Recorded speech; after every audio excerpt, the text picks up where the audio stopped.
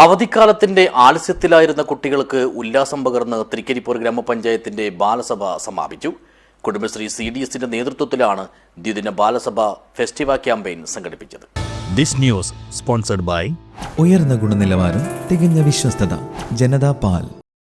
ഒന്നാം ദിവസം Kooleri government LP school ഓഡിറ്റോറിയത്തിലും രണ്ടാം ദിവസം CH മുഹമ്മദ് കോയ സ്മാരക ടൗൺ ഹാളിലുമാണ് ബാലസഭ ക്രമീകരിച്ചത്.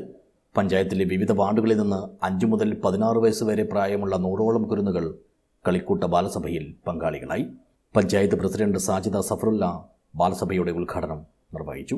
അമ്മമാർക്ക് അറിയുന്നതിനേക്കാളും കൂടുതൽ മൊബൈൽ യൂസ് ചെയ്യാൻ ആർക്കറിയും? നിങ്ങൾക്കറിയും അല്ലേ? നമ്മൾ വാട്സപ്പിൽ മാത്രം ഇങ്ങനെ എഴുതിയിടും, നിങ്ങളെല്ലാം ലോകത്തെത്തും അല്ലേ? അപ്പോൾ നല്ലതിലേക്ക് നിങ്ങൾക്ക് പോവാം.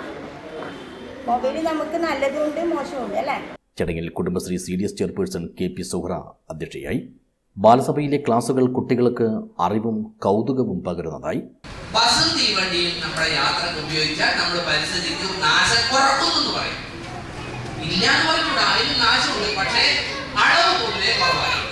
രണ്ടാമത്തെ ചോദ്യം നോക്കിക്കോളൂ. കോട്ടൺ വസ്ത്രത്തിന്റെ കാര്യം ഞാൻ പറഞ്ഞു, അത് തികച്ചു പറയുന്നതിന് മുമ്പേ പ്രയാസം.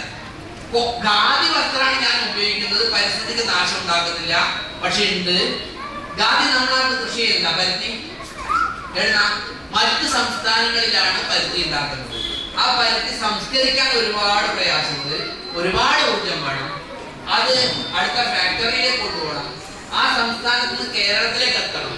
എത്തുന്നതിന് ഒരുപാട് വണ്ടിയുടെ ഉപയോഗം വേണം. 2 ദിവസങ്ങളിലായി ക്ലാസുകൾക്ക് സംസ്ഥാന RPമാരായ MK വിജയകുമാർ, രാമചന്ദ്രൻ പാട്ടത്തിൽ, പരിശീലകരായ ദിജു കാരിയിൽ, K സുനിത, പാട്ടത്തിൽ രാമചന്ദ്രൻ, K വിജയകുമാർ, KP രാജലക്ഷ്മി എന്നിവർ നേതൃത്വം നൽകി. News bureau, Cheruvathur.